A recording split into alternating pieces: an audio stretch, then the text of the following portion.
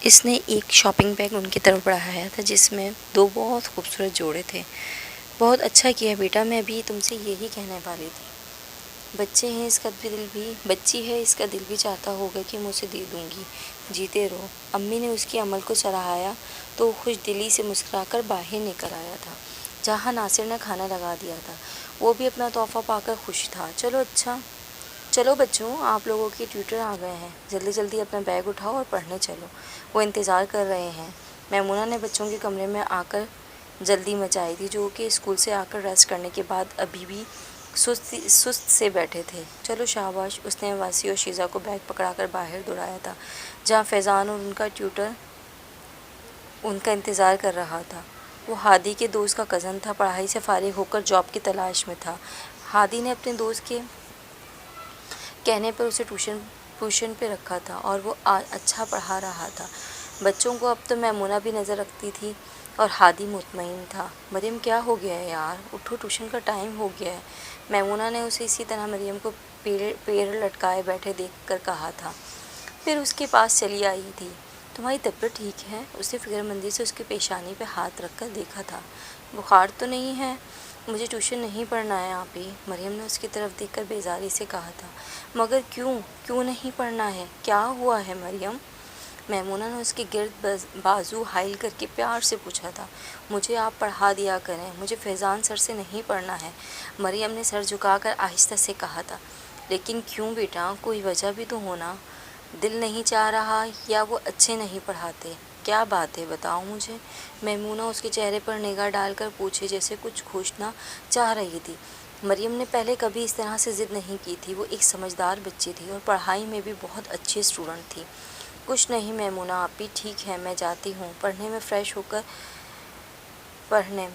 ہو کر آتی ہوں، آپ میرا بیگ پیک کر دیں پلیز، مریم بے دلی سے کہہ کر اٹھ کھڑی ہوئی تو میمونہ اس کا بیگ پیک کرنے لگی تھی۔ مریم نے اسے الجھن میں ڈال دیا تھا، کچھ تو تھا ایسا جو وہ بتانے سے جھجک رہی تھی، مگر وہ کیا؟ میمونہ مسلسل یہی سوچ رہی تھی۔ یہ لیں آنٹی، آپ کے پیروں کی مالش ہو گئی ہے، میں ہاتھ دھو کر آتی ہوں، پھر آپ کو دوا دیتی ہوں تو آپ سکون سے سو جائیں گی۔ میمونہ نے ان کی ٹانگوں کی مالش کرنے کے بعد اچھی طرح کمبل ان پر پھیلا کر کہا اور خود واش روم میں ہاتھ دھونے چلی گئی تھی۔ واپس آ کر ان کی دوا نکال کر انہیں دی اور سائڈ ٹیبل پر رکھا نیم گرم دودھ کا گلاس تھمایا تاکہ وہ دوا کھا سکیں۔ جیتے رہو بیٹا، خوش رہو، انہوں نے نیم گرم دودھ سے دوا کھا کر اسے دعا دی تھی۔ چلیے اب آپ سو جائیں، آرام سے تھک گئی ہوں گی۔ آنٹی کے لبوں سے نکلی دعاؤں نے اس کی نئی توانائی بھر دی تھی۔ میں تو اب سو جاؤں گی، تم ایک کام کرو، وہ میری الماری کھولو ذرا۔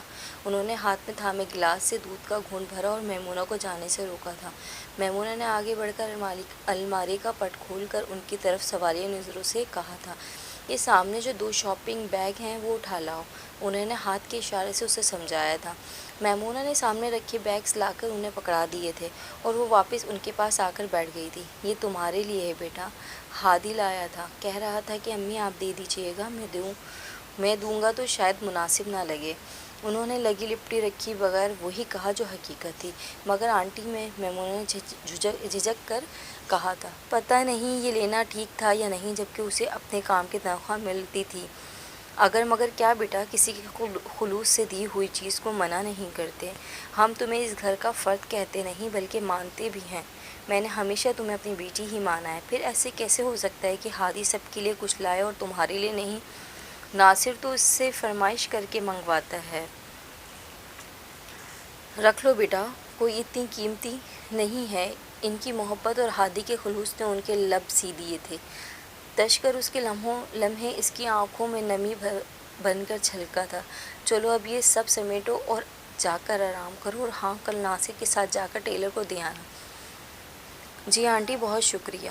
میمونہ انہیں شب بخیر کہہ کر وہ کپڑے اٹھا کر اپنے کمرے میں چلی آئی تھی۔ تینوں بچے سو چکے تھے اب سنگل بیڈ پر مریم، جبکہ وہ شیزا اور واسی کے ساتھ سوئی تھی، کیونکہ اب شیزا کو اس سے لپٹ کر سونے کی عادت پڑ گئی تھی۔ وہ ڈریسنگ ٹیبل کے سامنے آ کھڑی ہوئی، ایک عرصے بعد اسے نئے کپڑے ملے تھے۔ اس نے کا سوٹ کا دوپٹہ کھول کر اپنے اوپر پھیلا لیا۔ عرصہ اس نے گہرا رنگ پہننا چھوڑ دیا تھا، اب کپڑے پرانے ہوئے تو اس نے اماں کے نکال کر پہننا شروع کر دیے تھے۔ اسی کا ہی دوپٹے کے حالے میں اپنا آپ بہت مختصر لگا تھا۔ وہ ہولے سے مسکراتی تھی، دل میں ہادی کے لیے تشکر کے جذبات پھر سے سر اٹھا رہے تھے۔ وہ سب کے لیے کتنا مخلص تھا، کتنا خیال کرتا تھا سب کا، یہی سوچتی وہ سامنے سمٹ کر کب نیند کی وادیوں میں اتری اسے پتہ ہی نہیں چلا تھا۔ اگلے 2 دن کیسے نکل گئے پتہ ہی نہیں لگا۔ تیسرے دن جب وہ ناصر کے ساتھ گروسری کے لیے جانے لگی تھی تب آنٹی نے ہی ناصر سے کہا تھا کہ اسے ٹیلر کے پاس لے جاؤ۔ تبھی میمونہ کو یاد آیا کہ اسے تو کپڑے ٹیلر کو دینے تھے۔ عموماً وہ اسے ناصر کے ایک ساتھ باہر نہیں جانے دیتی تھی، مگر آج کل کچھ زیادہ تھا سو جانا پڑا۔ یوں بھی آج خلاف توقع رافی اس وقت گھر پہ موجود تھا، اس لیے وہ آنٹی کو بتا کر ناصر کے ساتھ جانے کے لیے تیار ہو گئی۔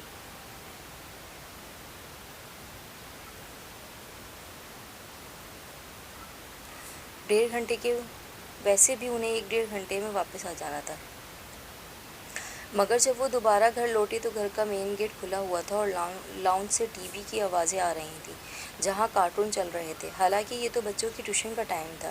وہ فکر مندی سے آگے بڑھی تھی اور پورے یقین تھا کہ رافی کسی کو بتائے بغیر گھر سے نکل گیا ہوگا اور آنٹی اپنے کمرے میں ہوں گی اور بچوں کے ٹیوٹر پتہ نہیں آئے تھے یا نہیں۔ وہ سارا سامان ناصر کو پکڑا کر اور اسے کچن میں رکھنے کا کہہ کر تیزی سے لاؤنج میں آئی جہاں خاصی بلند آواز میں ٹی وی چل رہا تھا اور واسی اور شیزہ چپس کے پیکٹ ہاتھ میں پکڑے پوری طرح ٹی وی دیکھنے میں ماہر تھے۔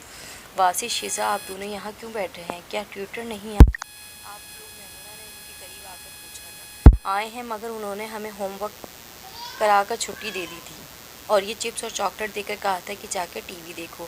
آج تم لوگوں کو چھٹی ہے، واسی نے تفصیل سے اسے بتایا اور مریم جانے کیوں اس لمحے میمونہ کا دل ڈوب